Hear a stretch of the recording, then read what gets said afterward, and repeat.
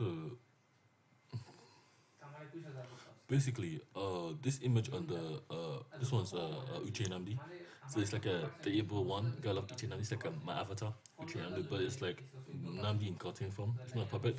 In English river form, it's like cartoon Nnamdi. Dark skin, glasses, smart. But it's like my art avatar. This was called my heart logo, my silver color image on Medium, Silver Collapse Manifesto by Nnamdi Makaba on behalf of everyone young person living under serious collapse, not in the house and stuff. August 2005, and it's like Wartech, it's in Sigidi, this oral show. So basically, if I give an oral show, means they have a problem, you know. It's never like it's a birth certificate for change, but I'm gonna make the change. But it's like you know, and then if you follow my channel, I really won't care if you follow or not. But this is my Aegis report. This is like a Sigidi update. But it's also a Rift test update, so I'm trying to make it 30 minutes or less. Let me go to. So you got basically you got Rift, which is Rift is a flaggable translator, but you got Rift test, Rift test. What is Rift test? So you got Rift test, which is the testing library for Rift. But you see, it's about Rift test really. But why is Rift powerful? It's like there's nothing in here for now, but I'll show you why the Rift test testing library. So this is the Rift test. But it seems like you don't understand what this is. But you know, I'll come back to that later. This is what it's about. Rift test. You get Rift, which you can do a lot of things based on A-star scoring. Basically, things that model consciousness, doing stuff with that energy. But you know, you got Rift test. The testing is the log one. So basically, it's very important to do it properly. But I'm going to show you the repository I'm working on. So you got the R, capital R underscore open. Which is the Rift Open. Basically, it's a program that you can run to open any artifact on Linux. You get this kind of output. This when you get Pilot A, but it's like the license you get to run Rift, and you get the conjugate model. You get to it. But it's about this testing it. So basically, I'm gonna show you trading this via the Rift test library. So R Open is the library where you can go to see R Open. We can download this here, do this one. So what's this video important? Why is this video important? Shut up and do your job. Sorry, Azar. No, keep quiet. You're not doing your job. Yes, it's my job. You're not doing nothing, Azar. You know you're not doing nothing. No, don't start. Basically, I don't. Oh, sorry, I'll see him. I don't want him there. Azar, I don't want you in my video. You're my friend, Azar. Sorry. So basically Rift test is Rift test is like the testing library for Rift, but it's like so you get the artist, you get the Rift test. Also basically Rift test is a testing library, but it works on something called filter flash functor. So when you filter something, you're sorting it out, you're organizing it, you're trying to process it. Because you're doing some kind of competition on it, which is like A-star scoring, Hamiltonian 11 graph. Filtering is an interpretation of a system, state, openness definition. So when you filter something, you're interpreting it, but you're running some kind of function. Can be log n over log n space time bound. Star scoring can be one. This is really what, but filtering is like, you know, the openness default for like filtering, sorting out, searching stuff, searching algorithms, sorting algorithms, merging algorithms, merge sort, anything that filter is not a flash. Everything, any pure filter can be it's not flash because the filter is only for processing. If it's in process, it's stored. Hence the flash. You get the filter flash duality.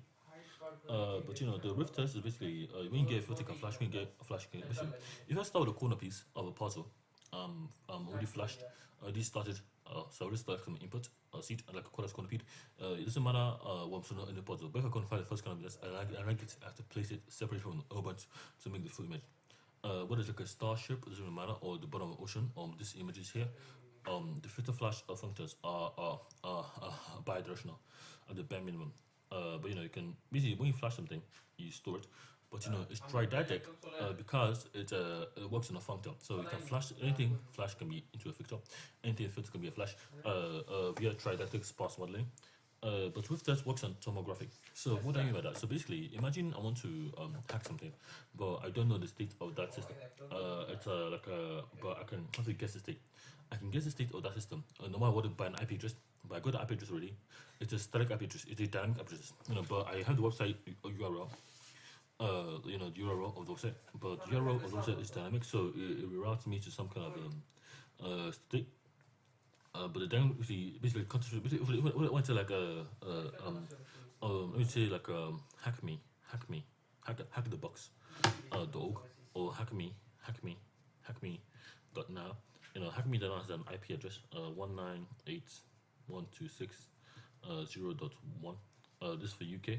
UK regions, but some kind of region, the UK, based on some kind of state I was in. But this is still hackable because it doesn't matter where I am in the UK.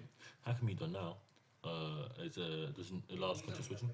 So if I know this my state and how the geomorphic system is set up, I can still break the lattice. Basically, the lattice has to change the alignments. I can polarize my way to basically like picking a lock. Basically, I'm saying select systems are rigid rules, but I can still break a dynamic system because they are. It's like picking a lock. The lock might change the pin. So I have to pick a location to authenticate some kind of services, and I can break the IP again. You get the static IP. There's going to be at least one static IP that's a canonical in that dynamic framework. It doesn't really matter what it is because it's not fully sparse.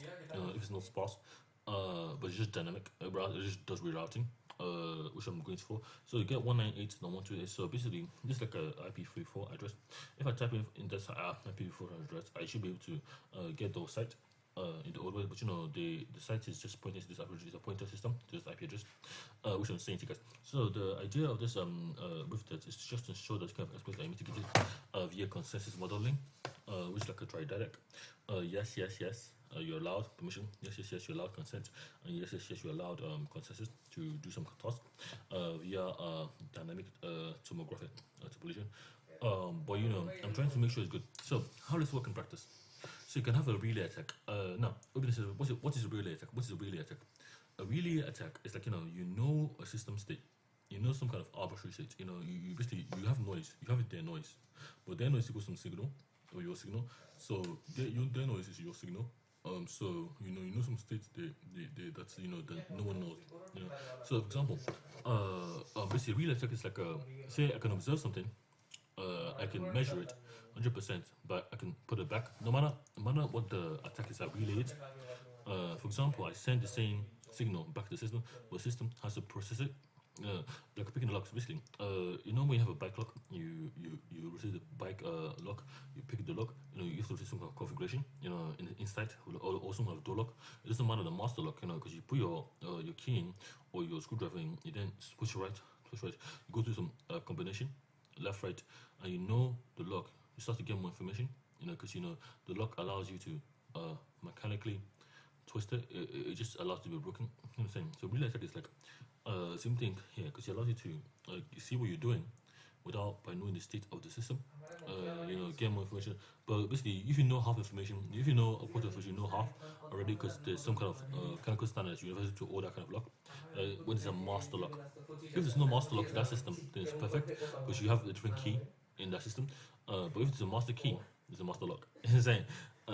It's the problem there. So the idea here is like conjugate observer. So example, like if I'm basically if I get a weaponized signal, their noise, I can sever the signal bit by bit without consensus. But basically the idea here is to have Gaussian scale the observer consumer model for sparse interpretation engine, which is the filter flash functor mapping. So you get the functor 2 to 1, 2 data or functions to 1 output, and that 1 output has 1 or 2 other functions. So you get 2, 1, and then you pause. Basically, if you have a 2, basically, if you have a space, if you have a space-time function, A star, it takes two outputs. The space is some storage of 50 gigabytes, and time is like half the time, 25 meters. You get 50 megabytes per half the time, 25 seconds. Listen, this time 50 is log n. Basically, I'm giving basically you get 50 megabytes. How much is 50 megabytes? One byte, 8 bits. The 1 megabyte is one 1,000 1 megabyte, 1 kilobyte, and 1,000 kilobytes. Basically, you get let's say you get 50 kilobytes. That's like 5 KB. So you get 50 kilobytes megabytes. That's 5 megabytes. You get over the time with 5 seconds. This is half the time. But this is like not even good enough. Okay, basically, a kilo is 1,000. So it means 1,000. So you get 5,000 kilobytes. Let's say 5,000 kilobytes. You get 1 megabyte, 1 kilo, 5,000 kilobytes over the time of 25 seconds, of half 60 seconds, 30 seconds. That will be 5 divided by 3, 1.3 recurring megabytes, and that's the idea. The idea is to get some kind of function that maps with topography, because tomography is the key. Tomography is the key. The idea you look at the inside, for example, you have some kind of volume. Basically, you are trying to have, see, you have like a cube, like a sphere. You have the sphere, you have the area, you have the surface area, but you try to figure out the volume density. So things like surface area, you get the surface area of the volume. So for example, what that means is like this. So you get the surface area. What does that mean? So what that means, you get the surface area. That means you get 2 pi r. 2 pi r. 2 pi r is the surface. The radius is 100, 1,000, 100 meters, meters, 100 feet, 100 feet, 100 feet, and then the radius is 50 centimeters. 50. This is 100 feet, 100 feet, and then you get the pi, 3.14, and you get the 2 pi, 2 times pi r, and that is like 3.14. So you get 100,000 centimeters, 100,000 feet. But you don't know this. You only know the area, which is just this components. Basically, you have to pick the lock to try to get the components. There. Oh, this is confusing me. So this comes down. You get some kind of configuration. For example, let me work it out.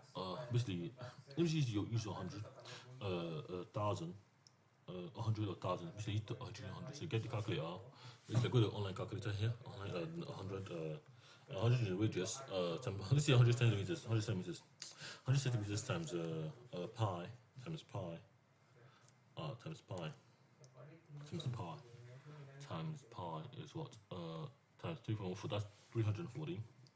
Now 340 centimeters is not squared because it's not a volume. So that's the parameter. So you know really you get the 2 pi times 2. So you get times 2. You get what? 6283185 or 62185. 6361. This is like a centimeters squared perimeter. It's like a surface area, but that surface area is like how much you go on the perimeter. But you have to have some kind of functor that separates the separate area. Basically, for 1 unit, for 1 go of the radius, you get the unit model. Sorry, Lisa. So for when you go to 1 unit, you go 2 units. That way, so like you have to find tomographic function for the unit model. And you have to be able to break, because when someone tries to pick a lock, someone's lock them out, so dynamically, without telling them to lock them out. Basically, that's the idea. It's not meant to make this what it's meant to make it universal bound. So that's the idea that it's tomography you use to test it, no matter the area shape. So you, for example, the R open repository, R open is bound by tomography, which is the observing. Basically, if I send a signal, a chemical signal, I observe their state. But it doesn't mean anything. Basically, I give them no noise, or no signal. Just like but I use this propagation of the states, the equilibrium of the states, because they can't measure this. This is just noise to them. There's nothing here. They can see this is their noise. Nothing they can detect in this room. So this is just like me trying to go in with the relay. I just have some kind of thing that this is like a medium. This is a medium to them. There's nothing here. So when I get a signal, their signal, I can replay it backwards in that way. Basically, I can replay this again. So the medium progress is medium, no noise, no signal. It's like an insecure channel because I'm already basically I created this channel myself, and there's signals to in there. But you know, the signals are digital, so 0, 1, 0, 1, 0 to 0, 1 for some time, and then 1 up, and then 1 down. You know, it's basically digital noise. But that's can assume a byte 1, 0, 1. But you know, this is being reversed. It's in reverse. You know, because in reverse case it's like a tomography bound to how I measure, how I polarize the thing. So I can get my medium better, or I can start interpretation information in real time. What that looks like? Can I get message, please? Go around later. I can't go on. Sorry, Lisa.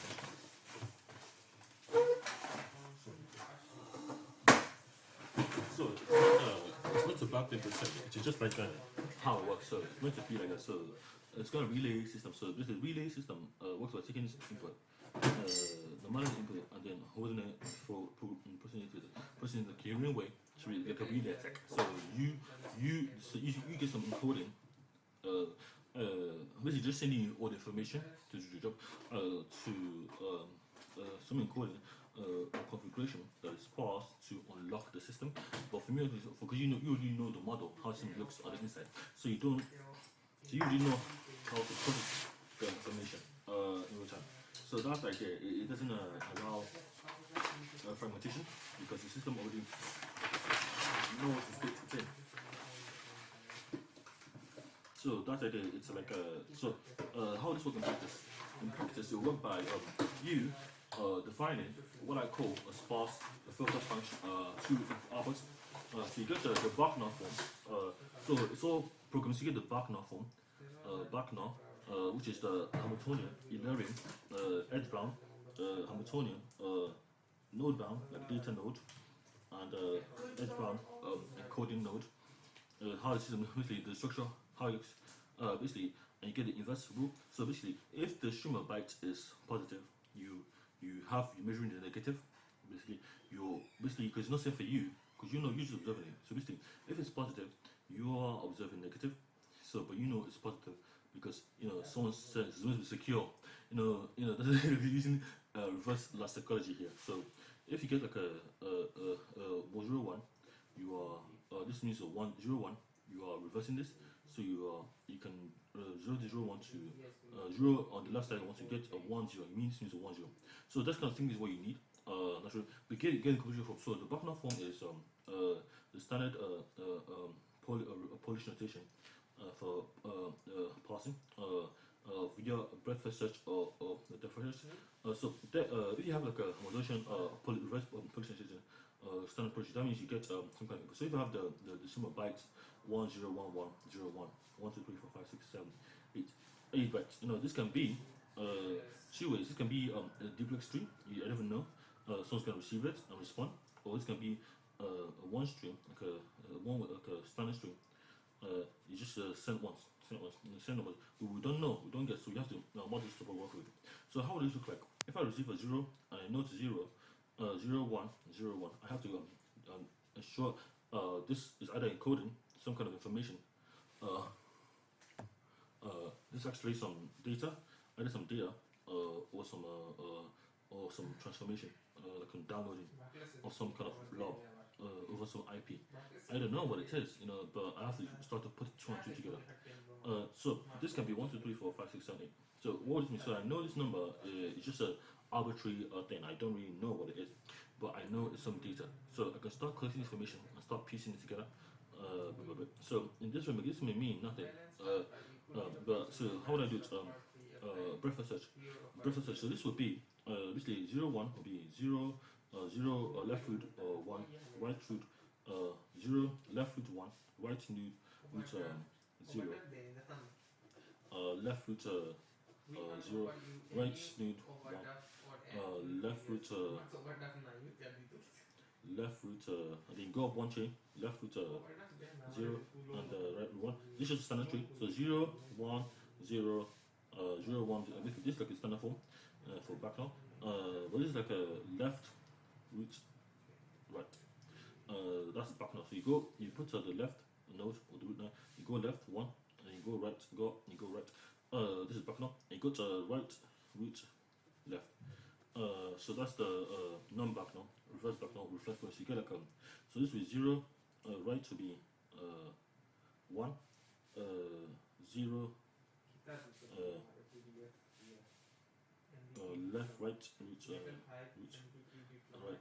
This will be 0, will be 1, 0, and this will be 1, 0. So basically, you get the opposite here in the operator. This is back now tree. So these three are the same, but one just opposite. So this is the repetition of the computer program with some kind of ELF encoding. So this will mean here that the left node. So if I use the breadth-first search algorithm, I start with the bottom. So this will be 0, 1, 0, 1. Now this can either mean 0, 1, 0, 1, because that's that's basically the breadth first, the bottom node. 0, 1, like a set of information. This 0, 1, 0, 1 is just an instruction set for back now type 1. It can mean either 0, 1, 0, 1, some information there, and then we'll go some 1, 0. The next step, and we'll get 0, 0. And you get 3 sets. The same thing, you get another one. You get 0, 1, 1, 0, and you get 0, 1. And you get 0. Basically, it's the same thing, but so if I get 1, 0, this will be 1, 2, 3, 4, 6. So I get a number 4, 5, 6, 0, 1, 6, 1, and that is 0. So you get number 7 here, but it should be 7 too. So you get so basically this can mean 7 in binary. And you get the top one. Because it's bottom up, you're meant to reach from the bottom. Or do you? Basically, no. It should be 7 either way. So because you get this will be 0, 1, 2, 3. Because 1 in the 2's place, so the 2 in the 1's place, 1 in the 2 place, and 1 in the 3 place should be 3. 3. And then this will be 1, 3, 1, and this will be 4. So it can be either 7 or 4. So I get 2 preparation channel for Sparse modeling this. Now this encoding is either 7 or 4. In Barknow form. Now Barknow is done. So the other one is basically in the Barknow 4 is 7. In reverse Polish, it's like reverse Polish is like it's like reverse Polish is what it's like 4. So basically I'm going to show you my computation to show you I worked it out.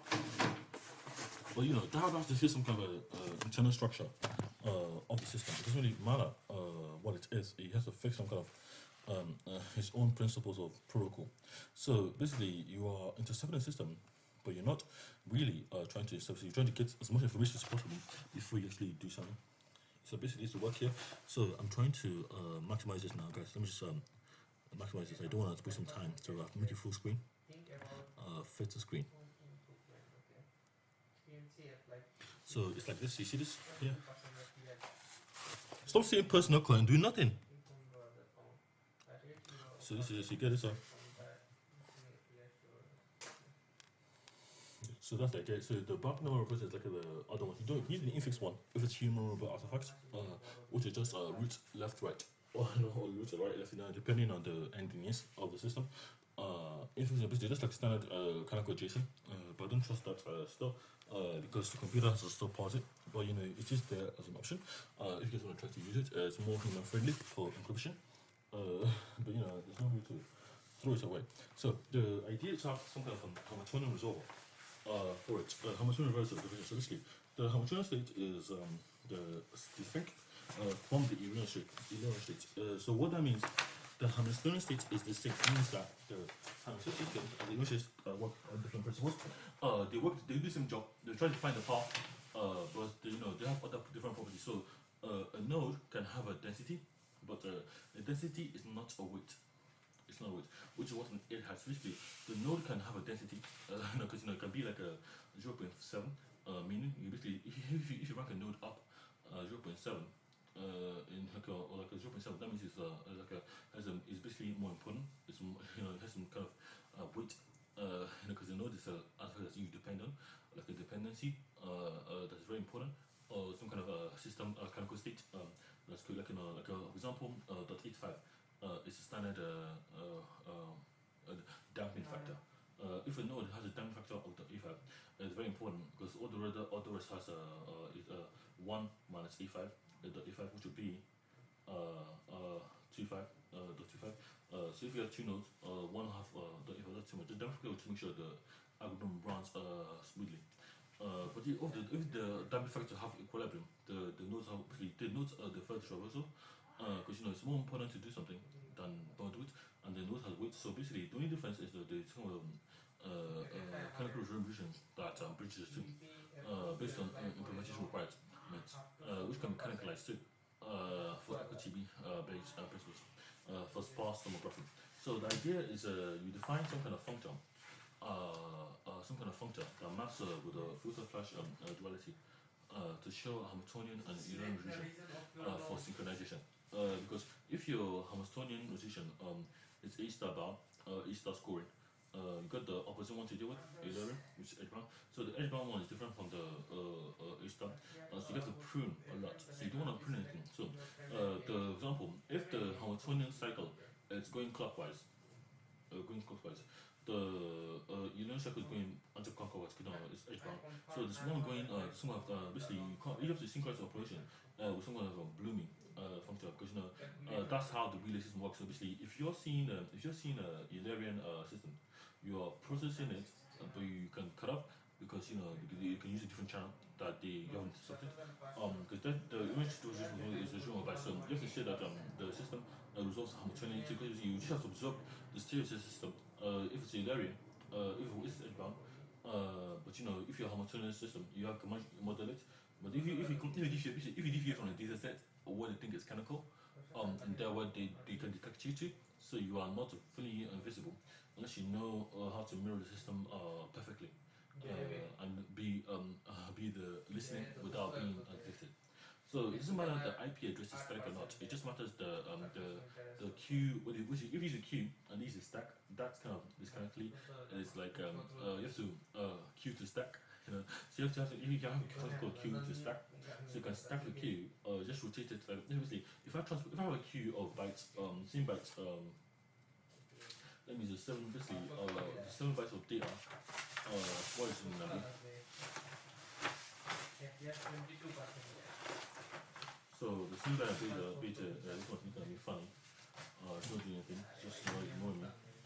It's trying to annoy me as well.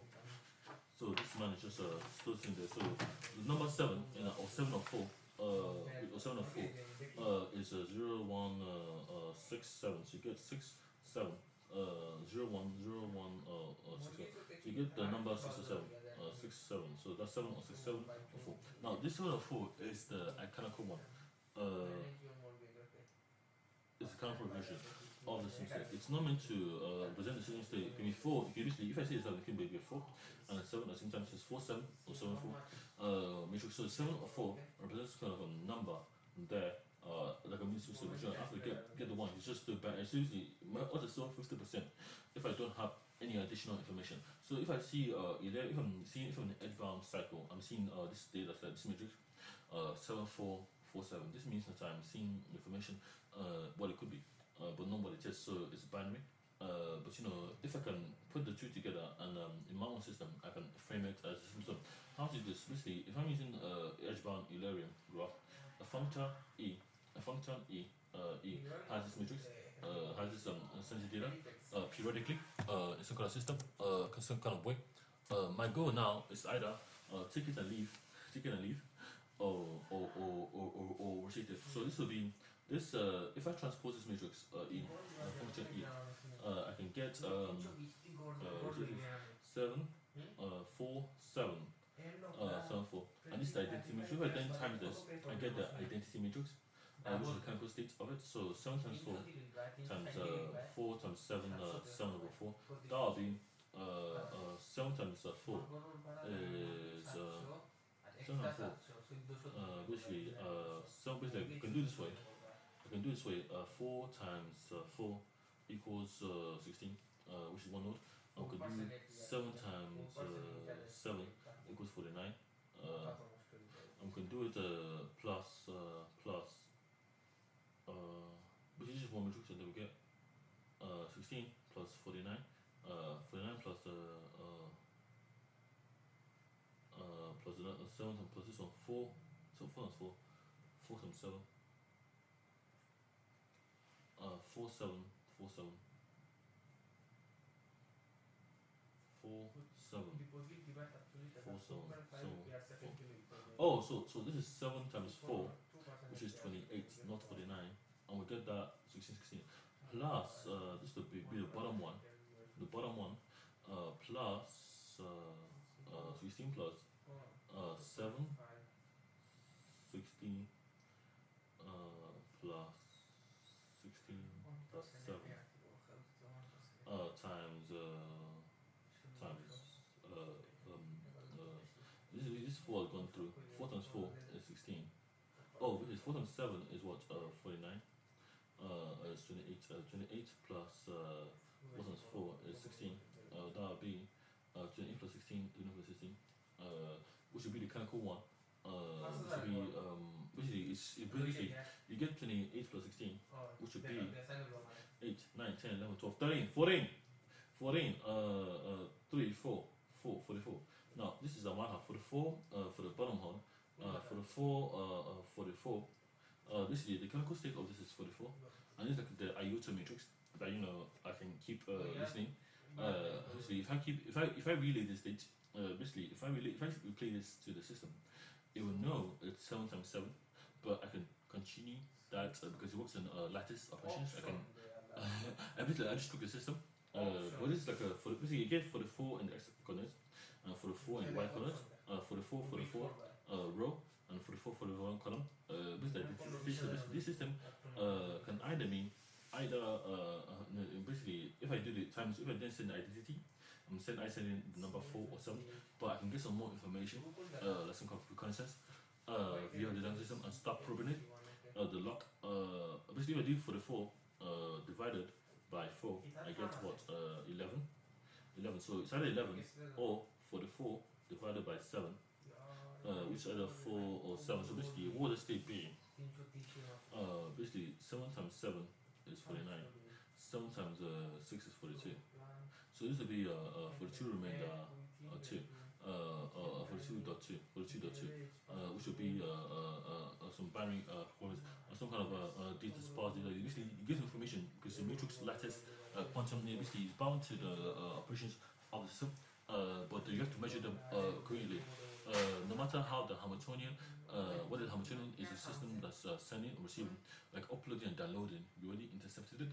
Because if you're uploading, you can use Hamiltonian a relay, or you can use Eulerian relay, because the Eulerian system just understands the state already, because it's just edge bound, but the Hamiltonian can be what's useful from point operations via polarity concept.